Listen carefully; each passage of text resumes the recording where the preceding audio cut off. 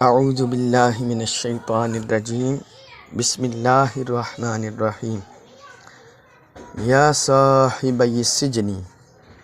یا اے صاحبہ دو ساتھیوں، یہ میرے، یا صاحبی اے میرے دو ساتھیوں، السجنی قید خانہ کے، السجن بولتے ہیں قید خانے کو، یا صاحبی السجنی اے قید خانہ کے میرے دو ساتھیوں، اربابن کیا، حمزہ استفہام کا سوالیہ نشان، کیا، اربابن بہت سے معبود، متفرقون الگ الگ، خیرن بہتر ہیں، ارباب متفرقون خیرن کیا بہت سے الگ الگ معبود بہتر ہیں،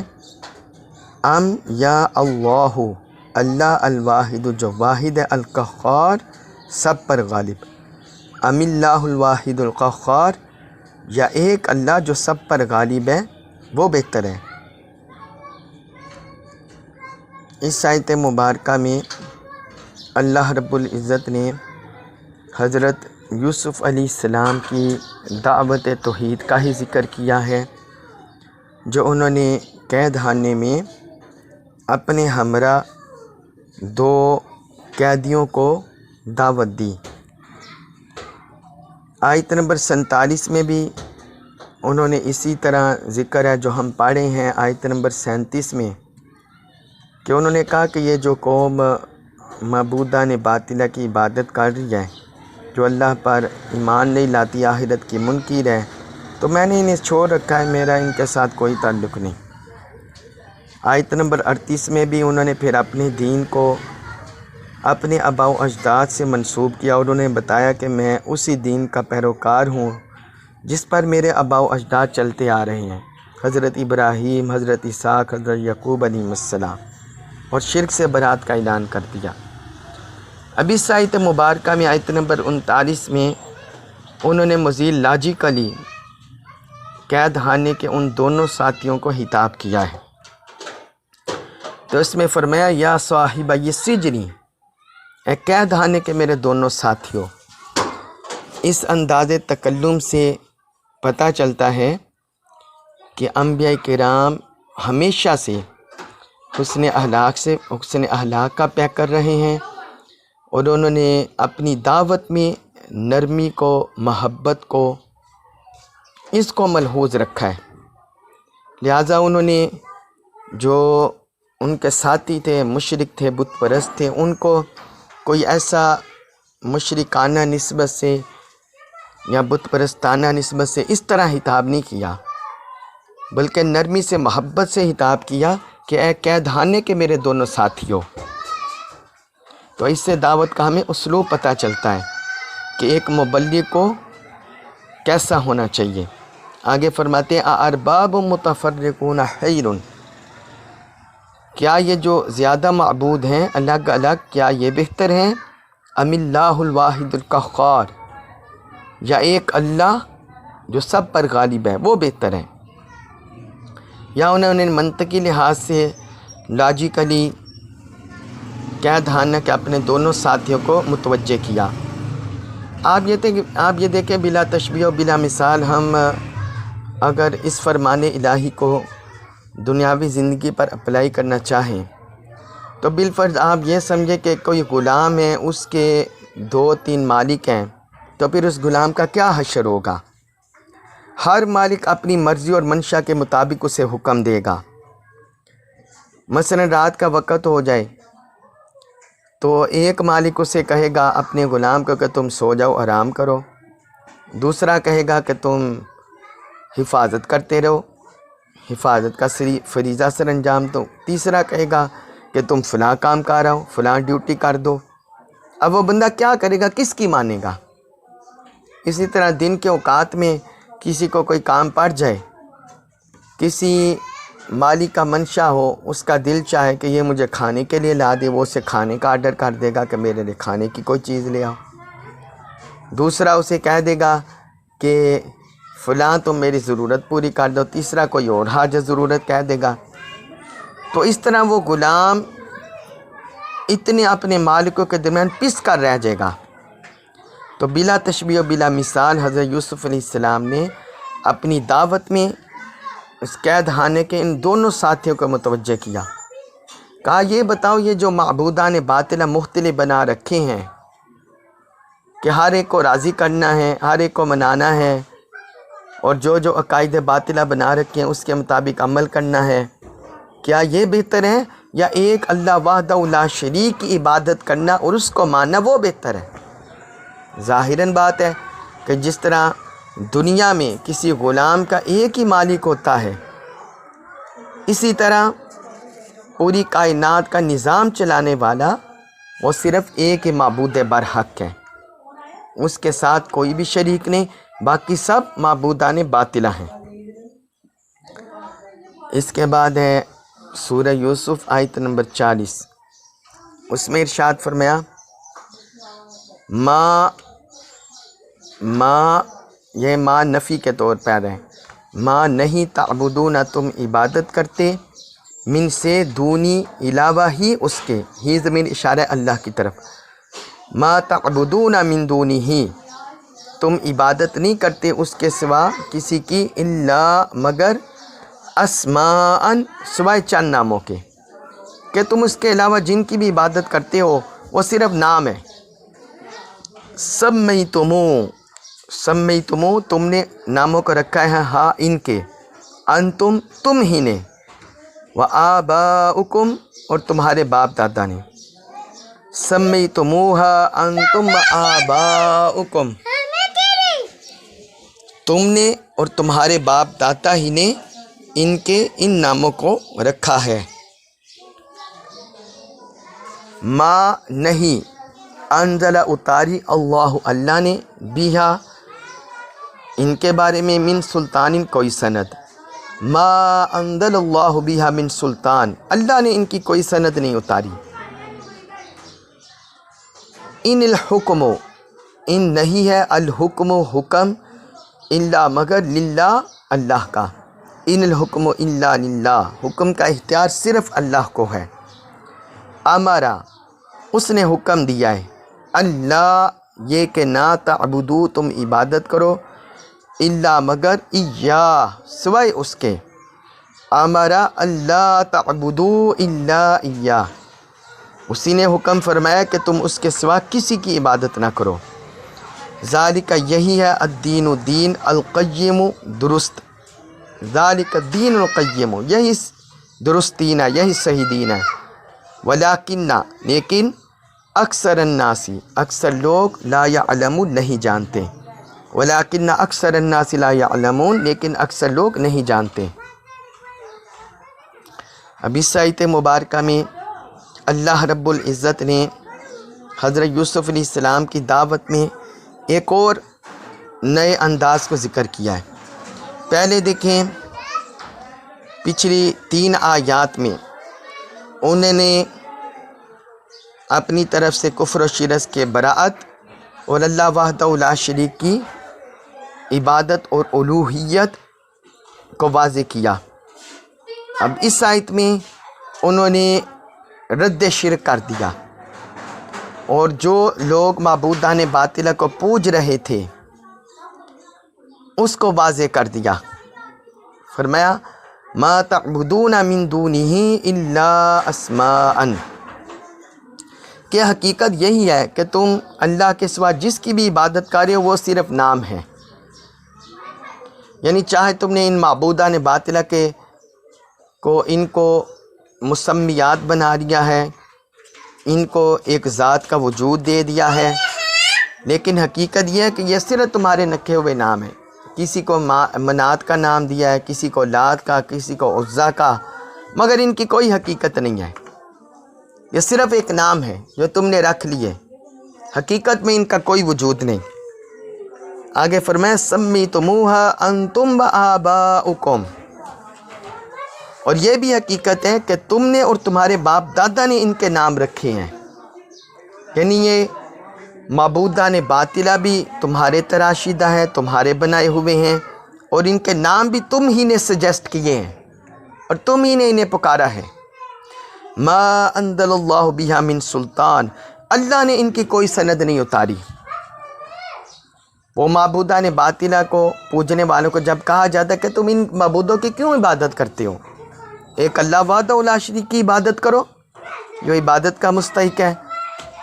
تو وہ آگے سے جواب دیتے ہیں کہ یہ ان معبودوں کی عبادت کرنے کا ہمیں اللہ نے حکم دیا ہے، اور ہمیں اللہ نے ان کی عزت کرنے کی اور عبادت کرنے کی طرف رغبت دلائی ہے۔ وہ اس طرح کہہ دیتے، اس طرح جواب دے دیتے، تو اللہ پاک نے فرما دیا ما انزل اللہ بہا من سلطان، اللہ نے ان کے بارے میں کوئی سند نہیں اتاری، یہ جو کچھ بھی اللہ کی طرف منسوب کر رہے ہیں یہ صرف من گھڑت ہے، اختراع ہے، یہ جھوٹ بول رہے ہیں، بہتان باندھ رہے ہیں اللہ کی ذات پر، کیونکہ وہ تو معبود برحق ہے۔ وہ کس طرح فرما سکتے ہیں کہ کوئی معبود معاذ اللہ اس کے مقابل آ جائے؟ تو یہاں اللہ تعالیٰ نے حضرت یوسف علیہ السلام کی دعوت سے، ان کے الفاظ سے ان کا رد کر دیا۔ پھر آگے فرمایا ان الحکم الا للہ، حکم جو ہے حکم مطلق وہ صرف اللہ کا ہے، اللہ کا اختیار ہے، حکم کا اختیار صرف اللہ کا ہے، اس کا حکم پوری کائنات میں جاری و ساری ہے، ان معبودان باطلہ کا اس کا کوئی حصہ نہیں ہے، زمین و آسمان پر پوری کائنات میں رب کا حکم جاری و ساری ہے۔ آگے فرمایا امر اللہ تعبدوا الا ایاہ، جس رب کا پوری کائنات میں حکم جاری ہے اسی نے حکم دیا ہے کہ تم صرف اسی کی عبادت کرو۔ عبادت بولتے ہیں انتہائی غایت اور انتہائی تذلل، انتہائی عجز و انکساری، غایت درجے کی تذلل انکساری پیش کرنا کسی کی ذات کے سامنے، اور اس کا مستحق صرف اللہ کی ذات ہے، اور سجدہ اس کی انتہا ہے، کمال ہے، انتہائی تذلل، انتہائی عجز کا، انتہائی تعظیم کا۔ تو جس ذات نے پوری کائنات کو تخلیق کیا ہے، پوری کائنات کا نظام بنایا، جس کا حکم جاری ہے پوری کائنات میں، فرمایا اسی ذات نے حکم دیا ہے کہ تم صرف اسی کی عبادت کرو۔ آگے فرمایا ذالک الدین القیم، یہی درست دین ہے، اس کے علاوہ دین کے نام پر جو کچھ بھی ہے وہ محض جھوٹ ہے، وہ بطلان ہے، اس کا دین قیم کے ساتھ تعلق نہیں۔ ذالک الدین القیم، یہی درست دین ہے، یہی صحیح دین ہے، ولیکن اکثر الناس لا یعلمون، لیکن اکثر لوگ نہیں جانتے۔ آپ یہ دیکھیں اس وقت روئے زمین پر تقریباً 5.25 ارب آبادی ہے، اور ان میں سے 5.5 ارب 6.25 ارب، اور ان میں سے 2.25 ارب کے قریب مسلمان ہیں، تو کتنا ہوا؟ یعنی آدھے سے بھی کم مسلمان ہیں، تقریباً 1/3 یا 1/4 اتنا حصہ بنتا ہے مسلمانوں کو، 1/4 روئے زمین پر۔ اور پھر اکثر کون سے ہوگے؟ غیر مسلم ہوگے، نان مسلم ہوگے، نان بلیورز ہوگے، کافر، مشرک، بت پرست، یا جو چاہے کتابی بھی ہوں لیکن حضور کا کلمہ نہ پڑھنے والے، وہ ہوگے، نان مسلم ہوگے، سارے غیر مسلم ہوگے، کافر ہوگے۔ اب وہ صرف ملحوظ رکھتے ہیں، کوئی مظاہر فطرت کو، آسمانی مظاہر فطرت کو پوجنے لگ جاتا ہے کہ سورج سے روشنی مل رہی ہے، اس کو پوجنا شروع کر دیا۔ کوئی چاند کی روشنی دیکھ کر کہ ٹھنڈک مل رہی ہے، روشنی مل رہی ہے، کسی نے اس کی عبادت شروع کر دی۔ کسی نے ستاروں کو دیکھ کر کہ یہ رات کو روشن کر رہے ہیں، کسی نے اسی طرح زمینی جو کائنات میں ہیں پتھروں کی پوجا شروع کر دی، آگ کی پوجا شروع کر دی، اور چیزوں کی، گائے بچڑا کی پوجا شروع کر دی، گائے بچڑا کی پوجا شروع کر دی، تو اس طرح معاملات شروع کر دیے۔ تو اتنی آبادی، 3/4 آبادی اس رب سے غافل ہے۔ اس لیے اللہ تعالیٰ نے فرمایا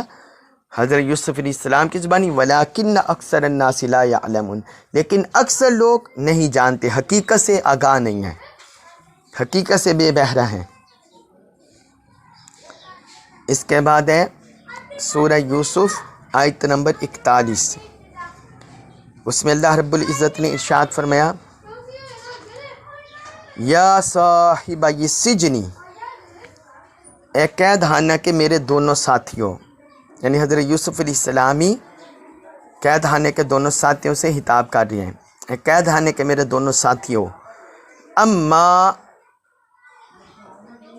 اما آگاہ ہو جاؤ، احدکما احدو ایک، کما تم دونوں میں سے، اما احدکما تم دونوں میں سے ایک، فیسقی وہ پلائے گا، ربہ اپنے رب کو، یعنی مربی بادشاہ کو، خمرن شراب، اما احدکما فیسقی ربہ خمرا، آگاہ ہو جاؤ کہ تم میں سے ایک وہ اپنے رب مربی بادشاہ کو شراب پلایا کرے گا، وَأَمَّا الْآخَرُ وَأَمَّا اور جبکہ الآخر دوسرا، فَيُسْلَبُ اسے پھانسی دی جائے گی، فَتَأْكُلُ پس کھائیں گے، الطَّيْرُ پرندے، من رأسہ اس کے سر سے، وَأَمَّا الْآخَرُ فَيُسْلَبُ فَتَأْكُلُ الطَّيْرُ من رأسہ، اور رہا دوسرا تو وہ پھانسی دیا جائے گا، پھر پرندے اس کے سر سے کھائیں گے، یعنی گوشت نوچیں گے اس کا۔ قُضِیَ فیصلہ کر دیا گیا، الامر حکم کا، قُضِیَ الامر قطعی فیصلہ کر دیا گیا، الذی وہ جو، فیہ جس کے بارے میں، تستفتیان اے قید خانے کے دونوں ساتھیوں، تستفتیان تم دونوں جس کے بارے میں مجھ سے دریافت کر رہے ہو، اس کے بارے میں قطعی فیصلہ کر دیا گیا۔ اب یہاں مدعا اور مقصود، ان دونوں قید خانوں میں جو دو نوجوان تھے، جو سوال انہوں نے کیا، اب ان کا جواب یہاں آ رہا ہے، اس آیت مبارکہ میں حضرت یوسف علیہ السلام نے ذکر کر دیا۔ آیت نمبر 36 میں ان دونوں کے خواب کا ذکر تھا۔ ایک نے خواب دیکھا، میں دیکھ رہا ہوں کہ میں شراب نچوڑ رہا ہوں انگور سے۔ دوسرے نے کہا، میں نے خواب دیکھا ہے کہ میں اپنے سر پر روٹیاں اٹھائے ہوئے ہوں، اس میں سے پرندے کھا رہے ہیں۔ اب یہ ان دونوں نے خواب دیکھا تھا، انہوں نے حضرت یوسف علیہ السلام سے تعبیر پوچھی۔ حضرت یوسف علیہ السلام نے جب انہیں اپنی طرف مائل دیکھا، یہ دیکھیں نا، یہ اس میں ان کی لطافت، ان کی نرمی، ان کی محبت، ان کا حسن اخلاق یہ پتہ چلتا ہے حضرت یوسف علیہ السلام کے۔ اگر وہ سخت گیر ہوتے، سخت مزاج ہوتے، تندخو ہوتے، تو وہ کبھی بھی حضرت یوسف علیہ السلام کی طرف رجوع نہ کرتے، لیکن انہوں نے ان کی نرمی، لطافت، محبت دیکھی تو ان کی طرف رجوع کر لیا اور ان سے یہ خوابوں کی تعبیر پوچھ لی۔ انہوں نے کہا، اِنَّا نَرَاكَ مِنَ الْمُحْسِنِينَ ہم آپ کو محسنین میں دیکھ رہے ہیں۔ صاحب احسان وہی ہوتا ہے جو ہر ایک کے ساتھ بلائی سے پیش آتا ہے۔ تو جب حضرت یوسف علیہ السلام نے ان کا اپنی طرف رجحان دیکھا تھا، میلان دیکھا تھا، تو یہی وہ موقع تھا جس کو انہوں نے مناسب جانتے ہوئے ان کے سامنے توحید باری تعالیٰ اور اپنا علم اور اپنے آباء و اجداد کے ساتھ تعلق وہ ذکر کر دیا۔ اب یہاں اس آیت میں جو انہوں نے سوال پوچھا تھا اس کا جواب آ رہا ہے، انہوں نے خواب کی تعبیر بتا دی اس آیت مبارکہ میں۔ انہوں نے فرمایا، یا صاحب السجن قید خانے کے میرے دونوں ساتھیوں، یعنی ایسے ہی انہوں نے خطاب کیا، انہیں کوئی بھی جو ان کا عقائد باطلہ تھے اس طرح ان کو حقارت سے کہہ کر ان سے مخاطب نہیں ہوئے۔ یہاں بھی کہا، اے قید خانے کے میرے دونوں ساتھیوں، اما احدکما تم دونوں میں سے جو ایک ہے، فیسقی ربہ خمرا وہ اپنے بادشاہ کو، اپنے رب کو، مربی کو شراب پلایا کرے گا۔ چونکہ وہ نان مسلم تھے اور انہیں اسلامی احکام کا نہیں پتہ تھا، شراب کی حرمت کا، اس لیے انہوں نے کہا کہ جس کی یہ ساقی نے پوچھا تھا ان سے سوال، جو پہلے بادشاہ کو اس خدمت پر مامور تھا، اس لیے انہوں نے کہا کہ تم نے جو خواب دیکھا اس کی تعبیر یہی ہے کہ تم رہا ہو جاؤ گے اور تم اپنی ڈیوٹی پر لگ جاؤ گے، اسی طرح بادشاہ کی خدمت کرتے رہو گے۔ اور دوسرے کو فرمایا، وَأَمَّا الْآخَرُ فَيُسْلَبُ کہ دوسرا جس نے خواب دیکھا کہ میرے سر پر روٹیاں ہیں اور اس میں سے پرندے کھا رہے ہیں، اس سے فرمایا کہ تمہیں سولی پر چڑھا دیا جائے گا۔ یعنی جو بادشاہ نے الزام لگایا تھا ان پر کہ یہ دونوں اس کے قتل کی سازش میں ملوث ہیں، تو انہوں نے کہا تم پر لگا ہوا الزام پورا ہو جائے گا، تمہیں اسے سولی پر چڑھا دیا جائے گا۔ فَتَأْكُلُ الرَّأْسُ مِنْ رَاسِهِ، تو پرندے اس کے سر میں سے کھائیں گے، پرندے اس کے سر میں سے کھائیں گے۔ یہ انہوں نے دوسرے کو بتا دیا، دوسرے نان بھائی کو تعبیر بتا دی۔ آگے فرمایا قُضِيَ الْأَمْرُ الَّذِي فِيهِ تَسْتَفْتِيَانِ، تم مجھ سے جس بارے میں پوچھ رہے ہو اس کا فیصلہ کر دیا گیا۔ یعنی انہوں نے تقدیر کی طرف اشارہ کر دیا، امر الہی کی طرف اشارہ کر دیا کہ یہ فیصلہ ہو چکا ہے۔ اب یہاں ذہن میں سوال آتا ہے کہ خواب کی تعبیر جو بندہ بھی بتائے وہ تو ظنی ہوتی ہے، اس میں قطعیت اور یقینی تو نہیں ہوتی۔